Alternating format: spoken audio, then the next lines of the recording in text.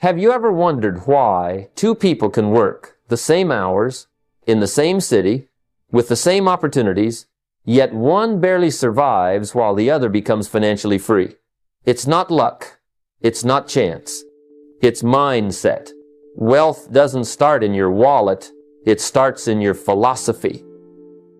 If you think like the masses, you'll live like the masses.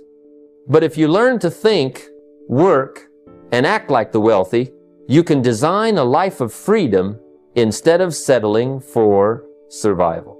The formula isn't complicated, but it requires a shift in how you see money, time, and yourself. Wealth begins in the mind long before it shows up in the bank. If you want to change your financial life, the first place to start is not with money itself, but with your philosophy about money. You cannot carry the mindset of scarcity and expect to live in abundance. You can't think in terms of poverty and expect to wake up one day to prosperity. Thoughts are the seeds of destiny, and if the seed is weak, the harvest will be thin. I've met people who had incredible talents and worked tirelessly, but because their thinking was limited, their results were limited. And I've also seen people with fewer resources but an expanded mindset, and they went on to achieve remarkable success because they believed it was possible. The way you think determines the way you act, and the way you act determines the results you experience. If you constantly tell yourself that money is scarce, that opportunities are gone, that the world is unfair, then your behavior will reflect that story. You'll hesitate, you'll shrink back, you'll miss chances.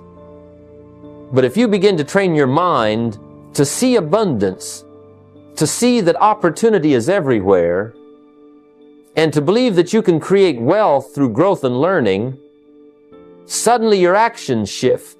You move forward, you take risks, you invest in yourself, and you open the door to the kind of results you desire. When I was young, I too struggled with limiting beliefs. I thought wealth was only for the lucky or the highly educated. I thought the world handed out money in ways I could never reach. But I had a mentor who challenged me. He said, if you change your mind, you'll change your money. At first, I didn't understand, but then I realized that the biggest obstacle was not the marketplace, it was my own thinking.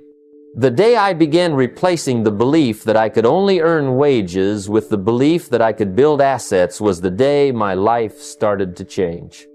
This is where the practical work comes in. If you sit down